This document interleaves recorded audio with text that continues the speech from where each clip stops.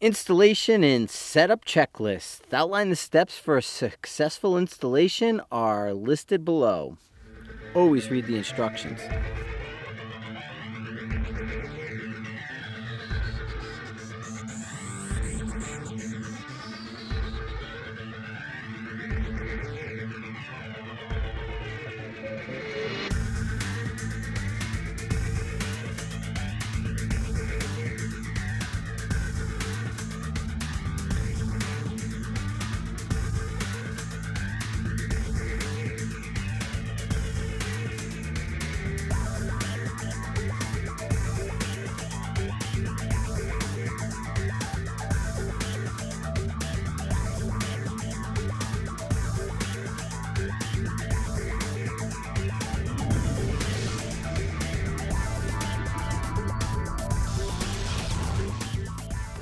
Hey, Sniper Side here. Everybody's looking for my initial impression on this Revic scope. This is the PMR428, and that's from 4 to 28 power.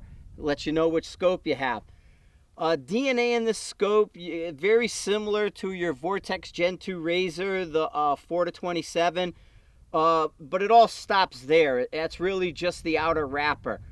What you have electronic-wise in this scope is a very tiny HUD. Now understand, this scope operates, and I set it up and zeroed it without a battery in it. So it works just like a normal scope, but then we put the battery in it, calibrate true north, and we can upload our profiles via our tablet. But what we have here is, as we're adjusting this scope, the data we're looking at is in the HUD. Now, think of this as a Kestrel ballistics computer in the scope. You got your weather in there, and the weather's correct. It matches up. And you have your software. I've loaded a profile in, so as I'm dialing things up, it has my profile, and it can tell me what's going on. Now, this is day one with it, so don't ask me a ton of questions. I'm still working with it. But it's really easy to use. It's really easy to work with. You're up, down, left, right, enters. You can scroll through without a problem.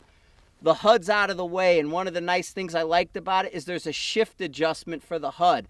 So I was able to shift the HUD, so as I'm looking through the optic and at the reticle, I can see it really well. I was able to move it up so it's in a nice clear spot, because you can move it down where some of the data gets clipped. But otherwise, then I reset the turrets and everything. This is a keyless turret adjustment. Bullet goes in, you make the adjustment, then you can reset it back to 0. But as you're dialing up and moving this optic around, it's reading in the HUD. It knows what's going on. Profiles loaded, ready to go. So again, day one, early shooting. We've taken it out to distance, chronographed it, got some basic data. So now I can compare the software part of it. Scope part works like a regular scope.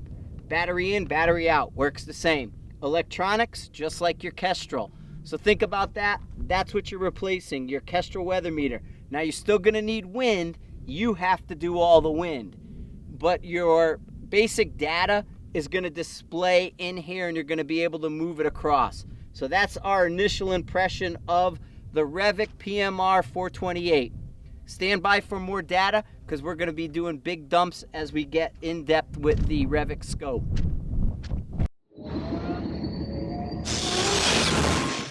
Here's the thing with a semi-auto. Because of that movement in the system, it's going to exploit your weaknesses.